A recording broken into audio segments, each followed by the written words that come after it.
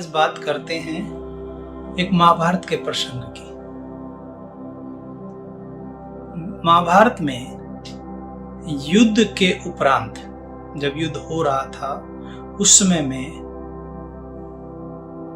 एक तरफ योद्धा थे भीष्म पितामह, और महाभारत के जितने भी योद्धा हैं भीष्म पितामह उन सभी योद्धाओं में धनुर्विद्या में और सभी प्रकार से सर्वश्रेष्ठ योद्धा है। बहुत अद्भुत योद्धा है भीष्म पितामह। और आज भीष्म पितामह सरसैया के ऊपर लेटे हुए हैं। अर्जुन के द्वारा बनाई गई जो बाणों की सैया है उस पे लेटे हुए हैं। महाभारत का युद्ध खत्म हो चुका है।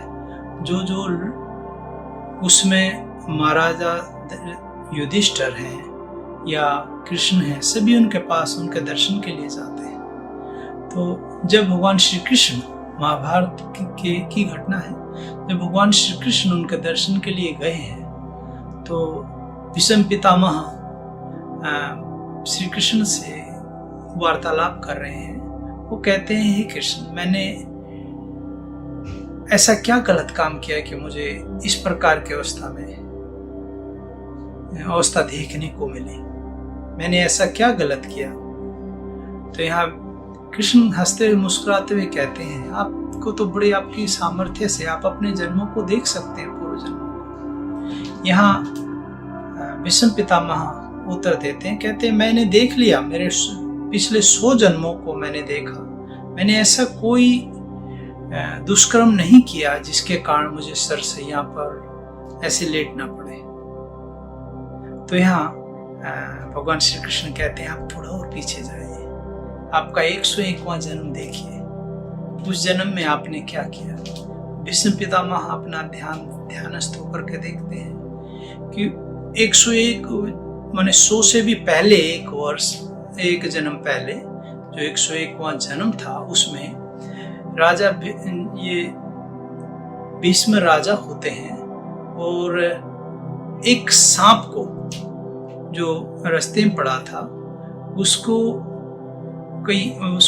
मर ना जाए क्योंकि सेना आ रही थी, तो उसको किसी तीर से या लकड़ी से उठा करके उसको वो झाड़ियों में फेंक देते हैं। वर्णन तो ऐसा है कि वो आदेश दे देते हैं, सैनिक फेंकते हैं, खुद नहीं फेंकते। तो लेकिन फेंकने का आदेश जो था झाड़ियों में वो भीष्म पितामह का था, मैंने उस जन्म में उस राजा का था। तो उसके कारण क्या हुआ, वो झाड़ी कटीली थी, कटीली झाड़ियों में सांप फंस गया और उसको बड़ी पीड़ा हुई।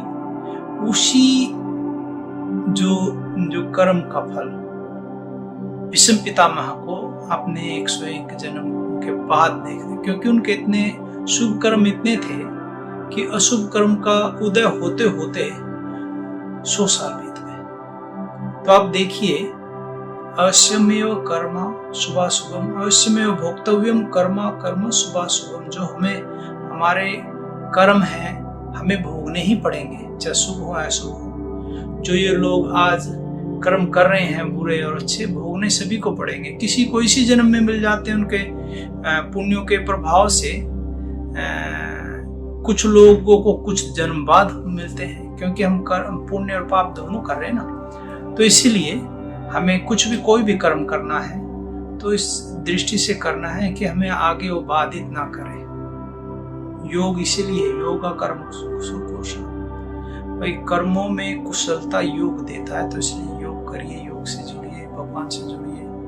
और पुनः कहूँगा, आने वाला वर्ष सभी के लिए मंगलकारी हो, बहुत अच्छा हो, संसार में शांति हो, यही मेरी भगवती से प्रार्थना है। और कर्मों को ध्यान से करिए, देखते हुए करिए, क्योंकि आप जो बो रहे हैं ना वैसा ही काटना पड़ेगा।